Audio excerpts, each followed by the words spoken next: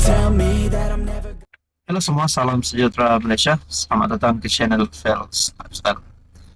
Apa yang berlaku, apa kesan kepada kerajaan PHBN susulan kenyataan Dr. Akmal Saleh baru-baru ini yang telah menggelar salah satu pemimpin tertinggi DAP, salah satu ahli parlimen daripada DAP sebagai Nyonya Tua.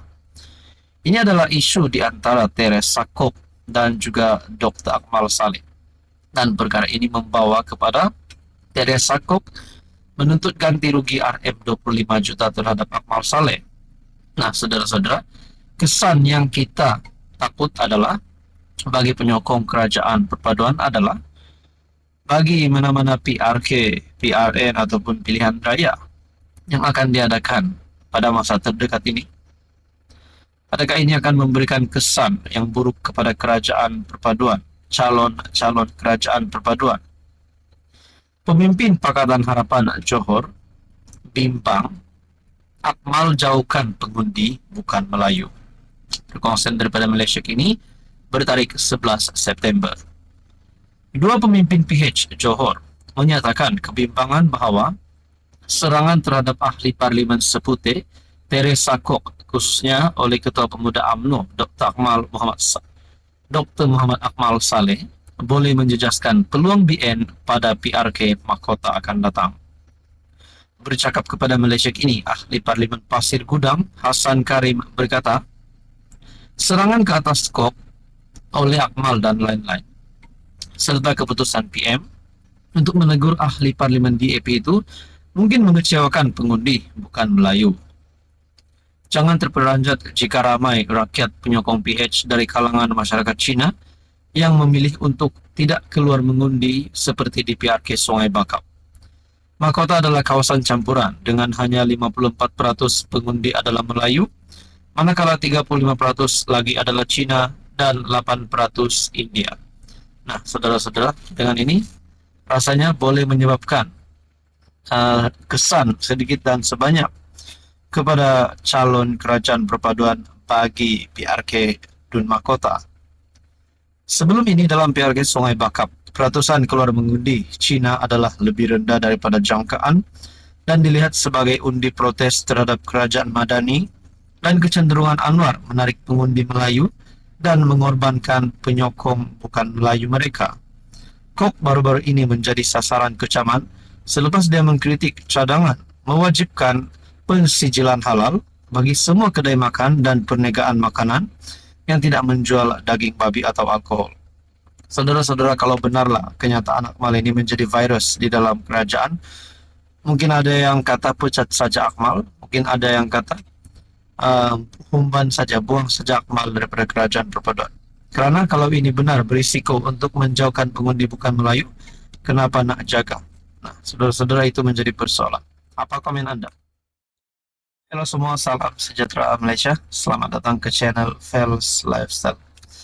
Saudara-saudara, dengan apa yang berlaku terhadap Tan Sri Muhyiddin Yassin didakwa di bawah kes rasuah Jana Wibawa dan didakwa sekali lagi berkaitan dengan siasatan isu 3R. Nah, apa yang berlaku kepada Muhyiddin Yassin? Ini satu keputusan terkini berkaitan dengan 4 pertuduhan Jana Wibawa ke atas Muhyiddin. Dikongsikan melalui artikel Harapan Daily bertarik 11 September. Ini pasti satu berita buruk untuk Muhyiddin Yassin, untuk Bersatu dan untuk Perikatan Nasional. 4 pertuduhan Jana Wibawa ke atas Muhyiddin kekal.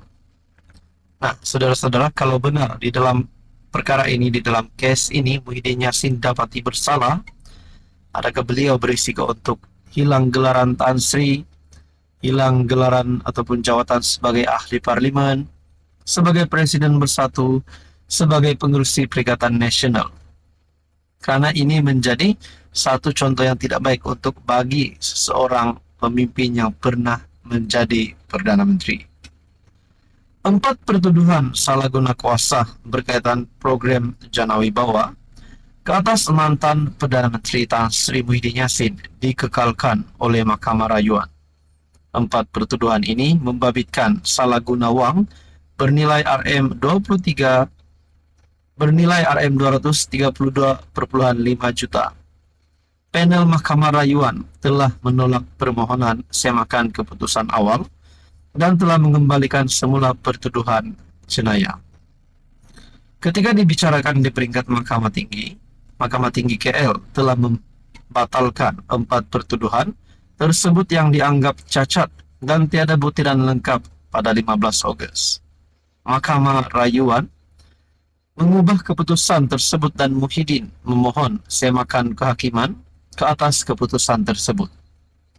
Keputusan penolakan semakan kehakiman ini bermakna kes ini akan didengar semula di Mahkamah Session. 4 pertuduhan tersebut adalah seperti berikut. Di bawah Seksyen 23 dalam kurungan 1 Akta SPRM 2009, Muhyiddin dituduh menggunakan kedudukan sebagai PM dan Presiden bersatu untuk mendapatkan Rm232,5 juta daripada 3 syarikat dan seorang individu di antara Mac 2020 dan Ogos 2021.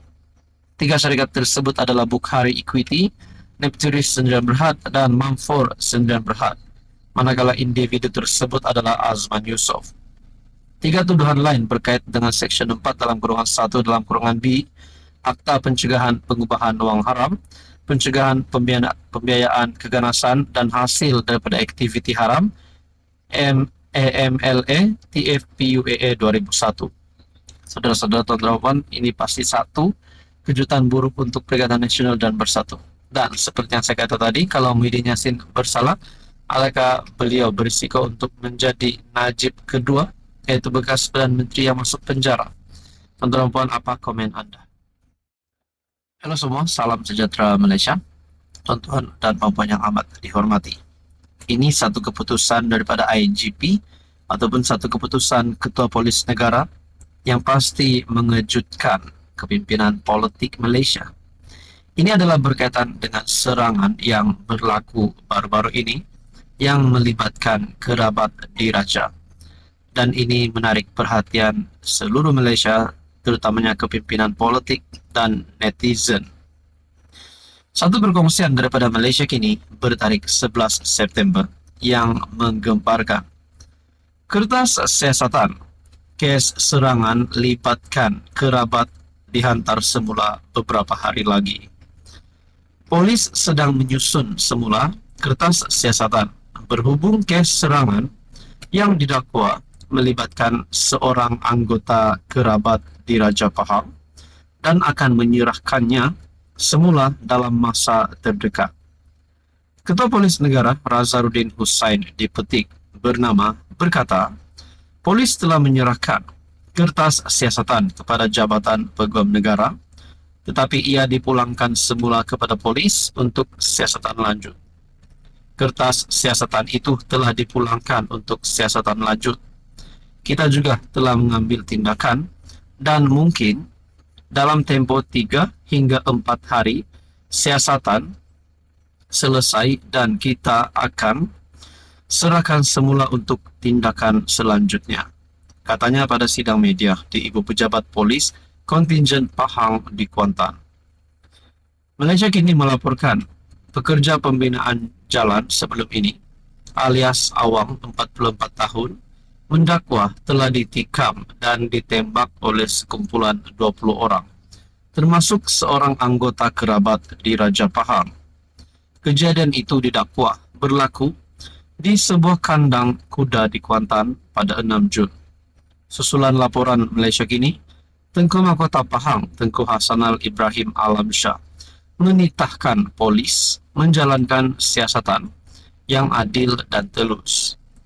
Tengku Hasanal menegaskan ahli kerabat diraja juga tidak terkecuali daripada undang-undang. Malaysia kini masih belum menerima maklum balas daripada kerabat diraja yang didakwa terlibat dalam kes ini walaupun telah cuba menghubunginya. Nah, saudara-saudara, ini membuktikan ketelusan Tengku Hasanal, di mana baginda menegaskan ahli kerabat diraja juga tidak terkecuali daripada undang-undang. Dan bagi saya, menurut keputusan Ketua Polis Negara ini pasti mengejutkan Istana Pahang, mengejutkan kepimpinan politik seluruh Malaysia. Tentu jawaban apa komen Anda? Sekian saja, teruskan bersama di dalam channel ini.